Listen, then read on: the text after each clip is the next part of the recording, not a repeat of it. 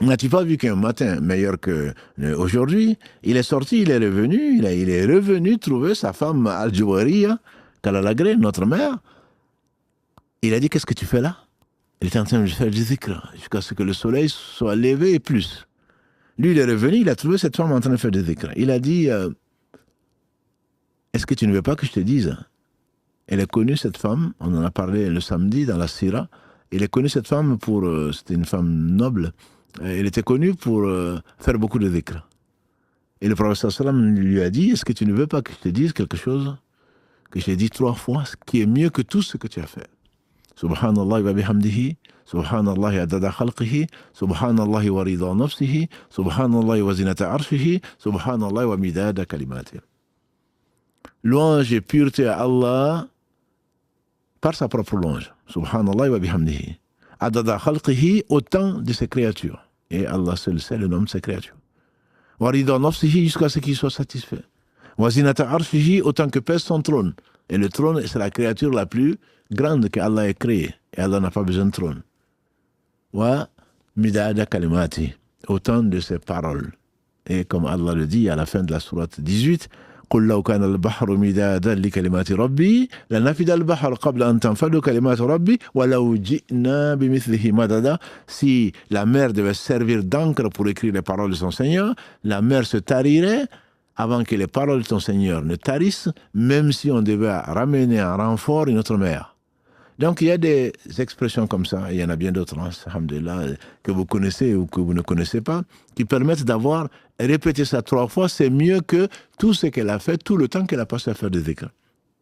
Donc le mieux, c'est vraiment de faire la sunna du prophète sallallahu alayhi wa sallam, et au lieu de faire 2 rakas après chaque prière, il a dit celui qui fait ces 12 rakas, qu'on appelle les rawatib, qu'il faisait tout le temps, qu'il a été jusqu'à rattraper après l'asr. Le même jour, c'est 12 rakas. Dans une version, celle d'Ibn Omar, c'est 10 rakas. Dans la version d'Aïcha, c'est 12 rakas. Le paradis lui est garanti. Donc, mieux vaut faire ces prières-là.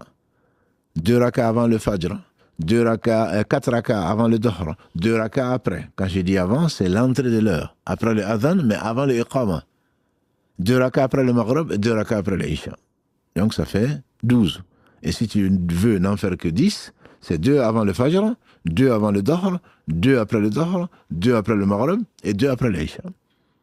Donc mieux vaut faire ça que de faire beaucoup de nawafil, parce qu'il le faisait tout le temps, même si la salat duha, d'autres sourates, d'autres salats, 4 rakas après l'Aïcha, c'est comme si régulièrement bien sûr, c'est comme si tu avais pris la nuit de Laylatul Qadr, etc. Donc il y a beaucoup de faveurs. Mais le mieux, c'est vraiment de suivre et de se contenter de la sunna, parce que le prophète sallallahu alayhi wa sallam, il a dit ce qu'Allah aime le plus, c'est ce qui dure, même si c'est peu. Tes 500 ou 1000 fois l'istighfar, c'est très bien. Mais est-ce que tu es concentré? Est-ce que ton cœur est là? Est-ce que tu vas continuer à le faire quand j'aurai le temps? Je ne te dis pas de ne pas le faire. Chaque fois qu'on pense à Allah, qu'on ne lui demande pas pardon, je crains que ce soit un péché. Parce que nous sommes tous des pécheurs. Il ne faut pas arrêter de demander pardon à Allah. C'est la source de tous les bienfaits. N'as-tu pas vu Nuh, alayhi salam, dans la sourate qui porte son nom, la sourate 71, qui dit « Revenez vers Allah repentant, demandez-lui pardon. Il vous enverra du ciel de la pluie, il vous donnera des enfants, il vous enrichira en biens de toutes sortes. » C'est-à-dire que vraiment, l'istighfar, si on savait ce que c'était, la demande de pardon, chaque fois qu'on pense à Allah, si Allah nous le permet de le faire, c'est lui demander pardon pour nos négligences. Demander pardon pour notre insouciance. Demander pardon pour le nombre de péchés que lui seul sait. Et donc, je te conseille effectivement de faire. Mais le faire tout le temps, après la prière du Dohr, après la prière du Maghrib, après la prière du Asr, n'est pas quelque chose de légiféré, même si tu peux le faire effectivement quand tu veux. Il n'y a pas de souci. Sur le